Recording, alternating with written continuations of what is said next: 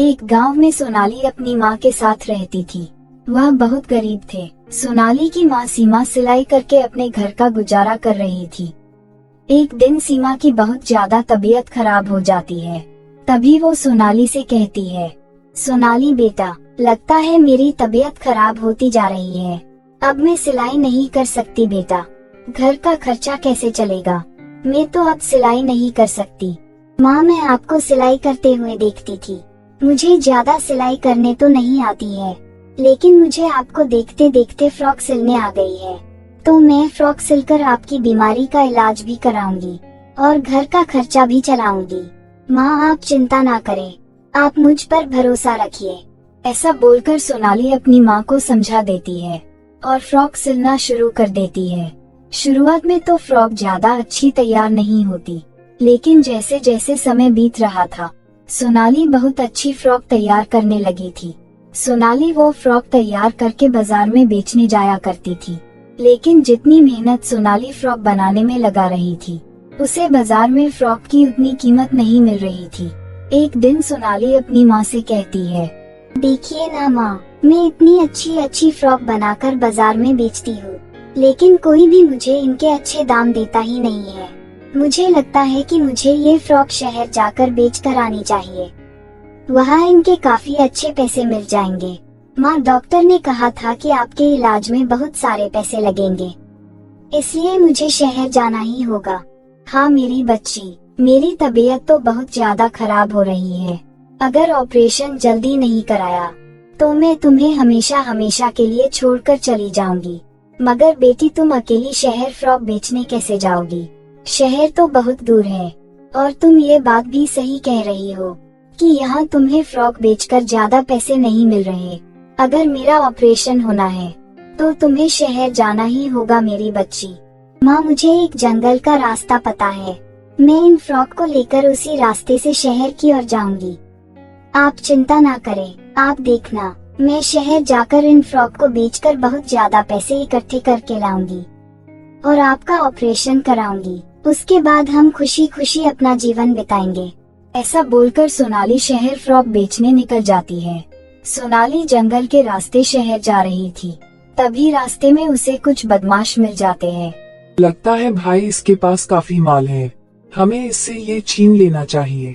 हाँ, इसके पास तो बहुत माल नजर आता है, हमें इससे छीन लेना चाहिए और उसके बाद इसे मार देना चाहिए। ऐसा बोलकर वह दोनों बदमाश सोनाली से सारी फ्रॉक छीन लेते हैं और सोनाली को चाकू मारकर चले जाते हैं। उन्हें ऐसा लगता है जैसे उन्होंने सोनाली को मार दिया, लेकिन सोनाली जिंदा होती है। बदमाशों के चले जाने के बाद सोनाली धीरे धीरे उठती है और बहुत ज्यादा रोती है। अरे ये क्या हो गया? मुझे तो बहुत दर्द हो रहा है। अब मैं वापस कैसे जाऊंगी और माँ को क्या जवाब दूंगी? मेरे सारे फ्रॉक तो बदमाशों ने छीन लिए। मैं तो अब माँ का इलाज भी नहीं करवा पाऊंगी। ये क्या हो गया? मैं तो अच्छे के लिए शहर जा रही थी, लेकिन मेरे साथ तो बहुत बुरा हो गया। ऐसा बोलकर सोनाली रो रही थी। तभी उसे एक कुआं नजर आता है। सोनाली बहुत मुश्किल से उस कुएं के पास जाती है, क्योंकि सोनाली को बहुत ही ज्यादा प्यास लग रही थी। लेकिन सोनाली जख्मी थी, जिसकी वजह से वो कुएं से पानी नहीं ले पा रही थी। तभी सोनाली कहती है, मुझे बहुत दर्द हो रहा है और मुझे प्यास भी लग रही है, मगर मैं इस कुएं से पानी नहीं ले सकती। काश इस कुएं से पानी खुद ही बाहर निकल कर आ जाता तो कितना अच्छा होता। सोनाली इतना ही कहती है। तभी उस कुएं से एक आवाज आती है, लगता है बेटा तुम ज्यादा परेशान हो। क्या इस कुएं से आवाज आ रही है? मगर कैसे? हाँ बेटा, ये जादुई फ्रॉक का कुआं है और ये कुआं हर किसी को नजर नहीं आता। जो लोग मुसीबत में होते हैं, ये सिर्फ उन्हें ही नजर आता है। ये बताओ तुम्हें क्या परेशानी है? हो सकता है मैं तुम्हारी मदद कर सकूं। जादुई फ्रॉक के कुएं। मैं इस जंगल के रास्ते से शहर जा रही थी। तभी कुछ बदमाशों ने मुझसे मेरे सारे फ्रॉक छीन लिए और मुझे जख्मी कर दिया। मुझे बहुत दर्द हो रहा है और घर पर मेरी एक बीमार माँ है, जिसके इलाज के लिए मुझे फ्रॉक बेचकर पैसे इकट्ठे करने थे। जादुई फ्रॉक के कुएं। फिलहाल तो मुझे बहुत तेज प्यास लगी है। क्या तुम मुझे पानी नहीं पिला सकते? हाँ हाँ, क्यों नहीं बहन, मैं तुम्हें पानी भी पिलाऊंगा और तुम्हें जादुई फ्रॉक के कुएं से बहुत सुंदर सुंदर फ्रॉक भी दूंगा, क्योंकि तुम मुसीबत में हो। बहन, तुम्हें तो बहुत चोट लगी है। मैं अपनी जादुई शक्ति से तुम्हें ठीक कर देता हूँ और तुम इन जादुई कुएं के फ्रॉक को शहर बेचने चली जाना। इससे तुम्हें बहुत सारे पैसे मिल जाएंगे और तुम अपनी माँ का इलाज अच्छे से करा पाओगी। जादुई फ्रॉक के कुएं, तुम्हारा बहुत बहुत शुक्रिया। तुम तो मेरे लिए एक फरिश्ते की तरह हो। तुमने मेरी बहुत मदद करी। मैं तुम्हारा ये एहसान कभी नहीं भूलूंगी। जादुई फ्रॉक का कुआं सोनाली को अपनी जादुई शक्ति से बिल्कुल ठीक कर देता है और उसे बहुत सुंदर सुंदर फ्रॉक देता है, जिन्हें लेकर सोनाली शहर चली जाती है और वहां जाकर उन्हें बेचती है। जादुई कुएं के फ्रॉक बहुत ही ज्यादा सुंदर होते हैं, जिसकी वजह से उसके फ्रॉक शहर जाते ही तुरंत बिक जाते हैं और उसे बहुत अच्छे पैसे मिलते हैं। सोनाली उन पैसों को लेकर घर आ जाती है और घर आने के बाद अपनी माँ को सब बताती है कि उसके साथ यहाँ से जाने के बाद क्या क्या हुआ। तभी सीमा कहती है, मेरी बच्ची, तूने इतनी मुसीबतों का सामना किया, शुक्र है कि तुझे जादुई फ्रॉक का कुआं मिल गया, जिसकी मदद से तू बिल्कुल ठीक है और हमें इतने सारे पैसे भी मिल गए। अब मेरा ऑपरेशन हो जाएगा, मैं बिल्कुल ठीक हो जाऊंगी मेरी बच्ची।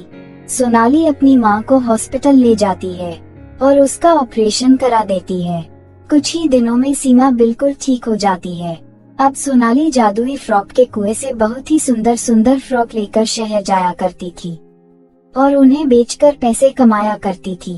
कुछ ही दिनों में सोनाली और उसकी माँ बहुत अमीर हो जाती है, जिसकी वजह से गांव में उनका बहुत नाम होने लगता है। लेकिन उनके गांव में एक औरत थी, लीला, जो सोनाली और सीमा की कामयाबी से जल रही थी और अपनी बेटी से कहती है, ये सीमा मेरे कपड़े सिला करती थी और मैं इसे थोड़े से पैसे दिया करती थी, तभी इसके घर का चूल्हा जलता था। लेकिन अब तो ये पूरे गांव में सबसे अमीर हो गई। इसकी बेटी भी कितने अच्छे अच्छे कपड़े पहनती है। ऐसी इसे क्या चीज मिल गई जिसकी वजह से ये अचानक इतनी अमीर हो गई? क्यों बेटा रीना, तुम्हें क्या लगता है? हाँ मम्मी जी, आपने सोनाली को नहीं देखा? पूरे गांव में सबसे सुंदर फ्रॉक सिर्फ वही पहनती है। माँ, पहले तो हम इसके फ्रॉक का कितना मजाक उड़ाया करते थे। ये लोग कितनी गरीब थी और अब इतने अमीर कैसे हो गए? मम्मी जी, मैंने सुना है सोनाली शहर जाती है फ्रॉक बेचने के लिए। आपको इसका पीछा करना चाहिए। आखिर ये फ्रॉक किसे बेचकर आती है, जिसकी वजह से ये इतनी जल्दी इतनी अमीर हो गई? रीना की ये बात सुनकर लीला खुश हो जाती है और अगले ही दिन सोनाली के घर जाती है, ये पता लगाने के लिए कि वह इतनी अमीर कैसे हो गई। सोनाली अपनी माँ से कह रही थी, माँ, आपको पता है जादुई फ्रॉक का कुआं मुझे हमेशा ऐसे ही फ्रॉक देता रहेगा। माँ, अब हमारे पास बहुत सारा पैसा है, अब हमें गरीब और अनाथ लोगों की मदद करनी चाहिए। हाँ सोनाली बेटी, तुमने बिल्कुल ठीक कहा। हमें जादुई फ्रॉक के कुएं से इतनी सारी धन दौलत मिल गई है, हमें अब गरीबों का भी तो भला करना चाहिए। तुम बिल्कुल सही सोच रही हो। सीमा और सोनाली की सभी बातें लीला सुन लेती है और उसे पता चल जाता है कि शहर को जाने वाला जो जंगल है, वहाँ पर एक जादुई फ्रॉक का कुआं है, जिसकी मदद से ये दोनों इतनी अमीर हो गई है। तभी अगले दिन लीला उस जंगल में चले जाती है और वहाँ जाकर रोने लगती है। अरे, यहाँ पर कोई जादुई फ्रॉक का कुआं है क्या? मेरी मदद करो, मैं बहुत परेशान हूँ। मेरा सारा सामान बदमाशों ने लूट लिया। मेरी मदद करो जादुई फ्रॉक के कुएं। मुझे भी नजर आ जाओ ताकि मैं भी अमीर हो जाऊं।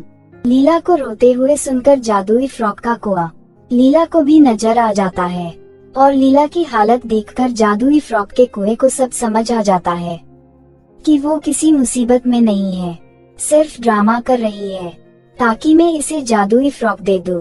तभी जादुई फ्रॉक का कुआं लीला से बोलता है, मैं तुम्हारी मदद करूंगा, तुम्हें इस कुएं के अंदर आना होगा, तभी तुम्हें जादुई फ्रॉक मिलेगी। जादुई फ्रॉक के कुएं की बात सुनकर लीला बहुत खुश हो जाती है। उसे ऐसा लगता है कि कुआं उसे बहुत सुंदर सुंदर फ्रॉक देगा, लेकिन ऐसा कुछ नहीं होता। लीला जैसे ही कुएं में छलांग लगती है, लीला हमेशा हमेशा के लिए उसी कुएं के अंदर रह जाती है और कभी वापस नहीं आ पाती। उसे उसकी लालच का फल मिल जाता है वही दूसरी तरफ सोनाली और सीमा ने जो प्लान बनाया था गरीब और अनाथ लोगों की मदद करने का, वह दोनों वैसा ही करती है। अपने साथ साथ गरीब और अनाथ लोगों की भी मदद करती है।